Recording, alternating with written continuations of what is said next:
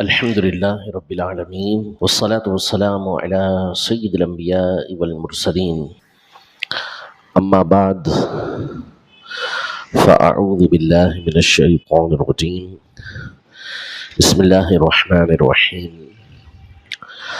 الصلاة والسلام عليك يا رسول الله وعلى آلك وأصحابك يا حبيب الله نبی رحمت شفیع امت صلی اللہ تعالیٰ علیہ وآلہ وسلم رمضان کے بعد سب سے زیادہ روزے رکھا کرتے تھے وہ شعبان المعظم کے روزے تھے۔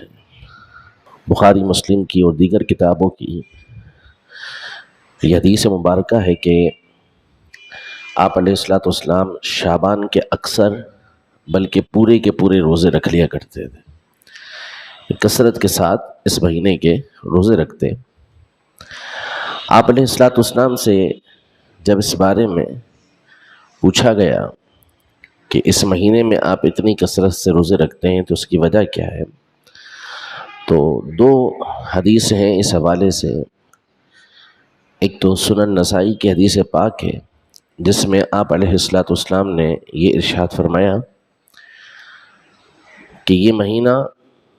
رجب اور شعبان کے درمیان کا مہینہ ہے اور لوگ اس سے غافل ہیں، یعنی لوگ اس کے بارے میں جانتے نہیں ہیں۔ مطلب یہ کہ لوگ رجب میں بھی عبادت کرتے ہیں اور رمضان میں بھی عبادت کرتے ہیں، ان دونوں مہینوں کی اہمیت کو سمجھتے ہیں، اس میں روزے بھی رکھتے ہیں، لیکن شعبان کی اہمیت کو نہیں جانتے،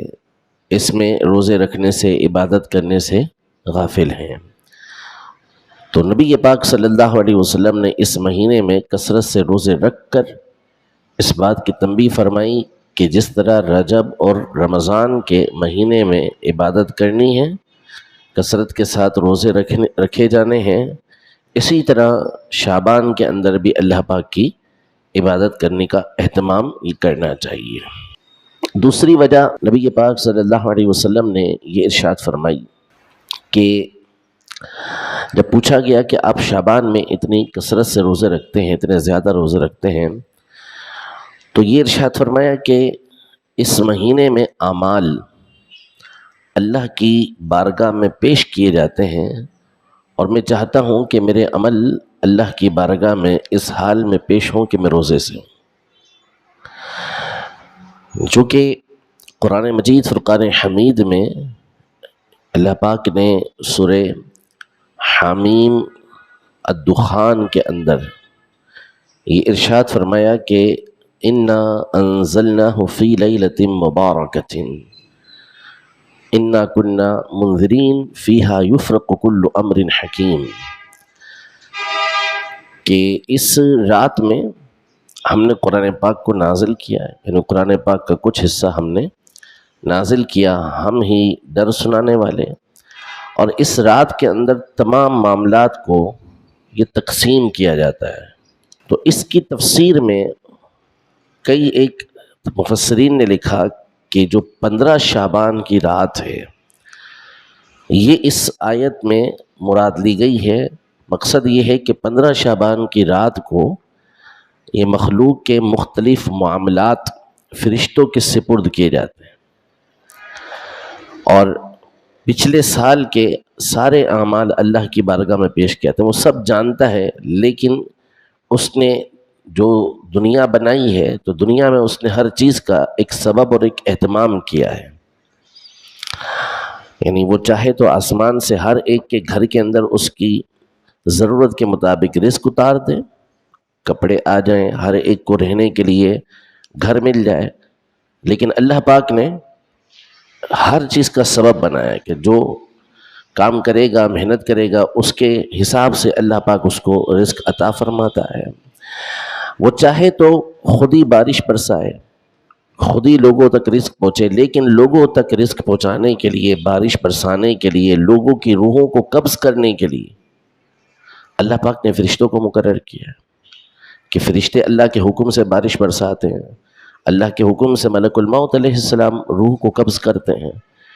حدیث طیبہ کے اندر موجود ہے کہ بندے کی جو پیدائش ہوتی ہے ماں کے پیٹ کے اندر، تو اس میں اس کے پتلے کو بنانے والے، جسم کو بنانے والے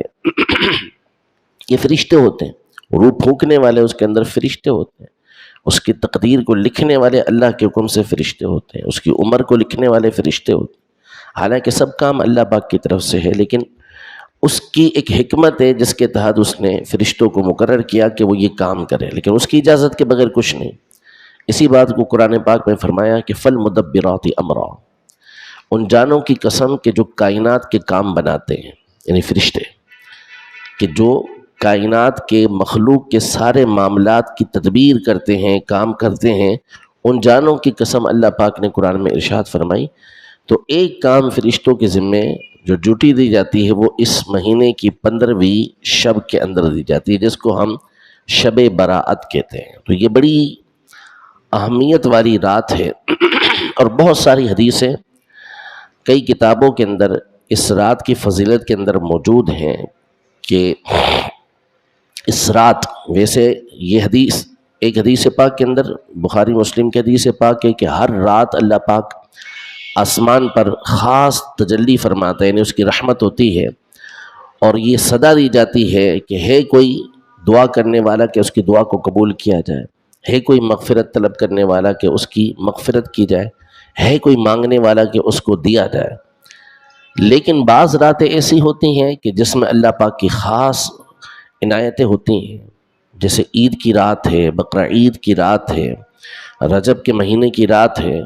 اسی طرح 15ویں شب ہے شعبان کی، کہ اس رات میں خاص اللہ تبارک و تعالیٰ کی طرف سے ندائیں ہوتی ہیں، اللہ تبارک و تعالیٰ کی طرف سے آسمان دنیا پر رحمت ہوتی ہے، اور اللہ پاک اس رات میں حدیث پاک کے اندر موجود ہے کہ عرب کا جو قبیلہ ہے بنو کلب، جو سب سے زیادہ بکریاں پالا کرتا تھا، سب سے زیادہ بکریاں پالتا، ان بکریوں کے بالوں سے بھی زیادہ لوگوں کی اللہ پاک اس رات میں مغفرت فرما دیتا ہے، بخش دیتا ہے۔ اس قدر اللہ پاک کی اس رات میں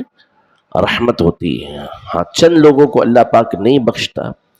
ان میں سے ایک اہم ترین جو شخص بیان کیا گیا، وہ بیان کیا گیا جو دل میں دوسرے کے لیے کینہ رکھتا ہے، بغض رکھتا ہے،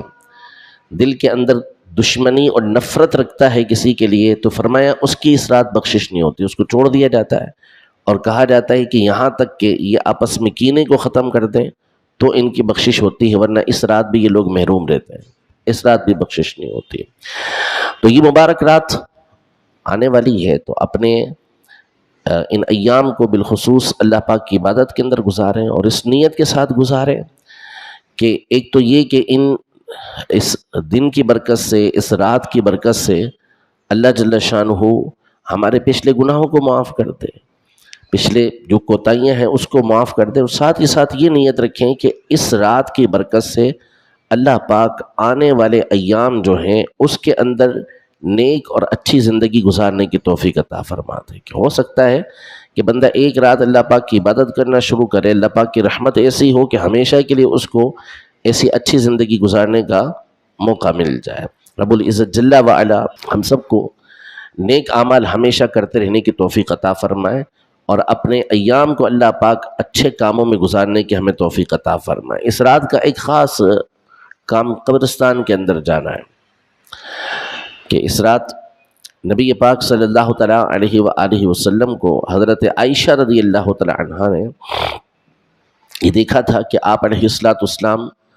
قبرستان کے اندر موجود تھے اور اللہ کی بارگاہ میں دعا کر رہے تھے۔ تو جب حضرت عائشہ رضی اللہ تعالیٰ عنہا وہاں پہنچی تو نبی پاک صلی اللہ علیہ وسلم نے ان سے یہ ارشاد فرمایا تھا کہ اس رات اللہ پاک بندوں کی مغفرت فرماتا ہے، یعنی رحمتیں نازل ہوتی ہیں، مغفرت فرماتا ہے، اس لیے آپ علیہ السلام اس رات کو قبرستان کے اندر موجود تھے۔ اسی لیے علماء نے اس کو بہتر لکھا کہ اس رات بندہ قبرستان جائے اور اپنے مردوں کی قبروں پر حاضری دے، ان کے لیے دعا و استغفار کرے، اللہ پاک ہمیں نیک عمل کی توفیق عطا فرمائے۔ ایک اور حدیث پاک میں یہ ارشاد فرمایا کہ اذا کان لیلۃ النصف من شعبان، کہ جب شعبان کی 15ویں شب ہو تو قوموا لیلتھا، اس کی رات کو کھڑے ہو کر عبادت کرو، اللہ کی